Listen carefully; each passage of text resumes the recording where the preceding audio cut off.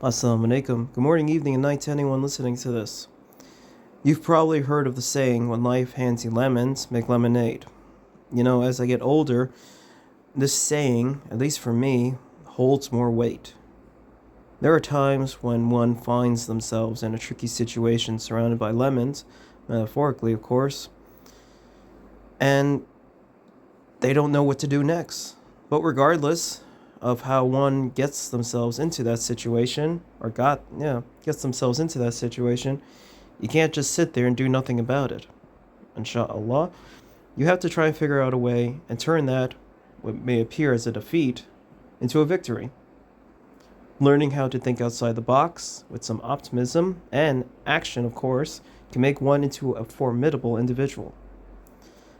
In the military, there's a saying, adapt and overcome. More importantly, when one finds themselves in a situation, always turn to Allah first, God, and then ask people for help. Yes, when you get lemons, make lemonade. When you find yourself in a tricky situation, don't see it as a defeat. Not at first, but see it as a challenge that can be overcome, and then achieve it.